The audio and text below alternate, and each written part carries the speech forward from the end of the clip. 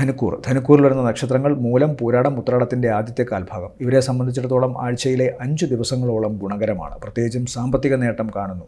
ഇവരുടെ ജന്മത്തിൽ തന്നെയാണ് ഇപ്പോൾ ചൊവ്വയും ബുധനും ശുക്രനും നിൽക്കുന്നത്.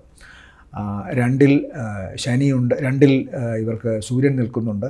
അപ്പോൾ സൂര്യൻ്റെ 2-ലെ നില കണ്ണുകൾക്കോ അല്ലെങ്കിൽ മുഖത്തിനോ പല്ലിനോ മോണയ്ക്കോ ഒക്കെ ചെറിയ പ്രശ്നങ്ങൾ ഉണ്ടാക്കാനുള്ള സാധ്യത പ്രത്യേകിച്ചും ശനിക്ഷേത്രത്തിൽ നിൽക്കുന്നതുകൊണ്ട് അത് പ്രത്യേകം ശ്രദ്ധിച്ചു കൊള്ളണം. കാരണം മുഖം ഏതെങ്കിലും തരത്തിൽ പ്രശ്നമായാൽ പിന്നെ അയാൾക്ക് മറ്റു വ്യക്തികളോട് തങ്ങളുടെ വ്യക്തിത്വത്തെ പ്രതിഷ്ഠിക്കാനുള്ള ബുദ്ധിമുട്ട് അനുഭവപ്പെടാം.